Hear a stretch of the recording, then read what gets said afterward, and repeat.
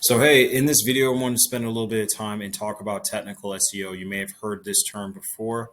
It is different than SEO. SEO is, may have heard of it, is search engine optimization.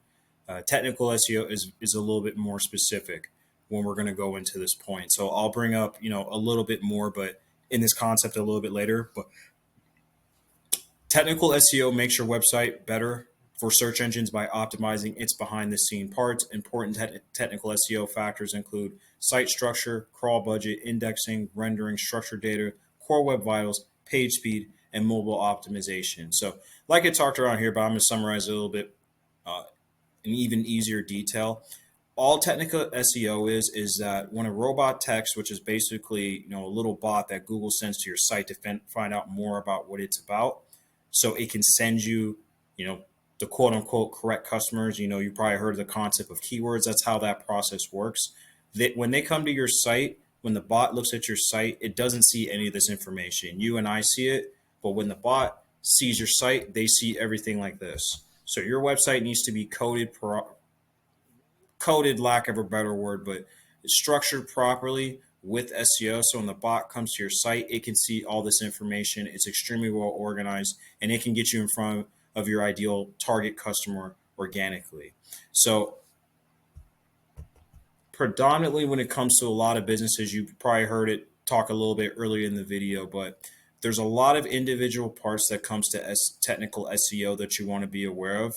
I still highly recommend for you to get a professional to do it, just because some of this is very technical. But as a business owner investing, into SEO, it's good for you to be aware of some of these concepts so you understand how your money is working for you. Now, there's a couple of three things that I always like to look at. Three things in particular to put you in a position to better understand is, do you at least have solid technical SEO? First thing I always look for is headers. So if I were to type in H2, you'll see this header right here, which is understanding technical SEO. This is just one. You'll see I have multiple on here. You have H1 all the way down to H6. This is very important. Not only does it structure and organize your site, so when someone who, an ideal customer who's looking at your blog article, it's easy and succinct for them to understand what your blog is about, but also too for the bot, they are going to be looking at all this. They like to see headers. It makes it very easy for them to understand what your article is about. It also will make it easier for you to rank for more keywords by having all this information.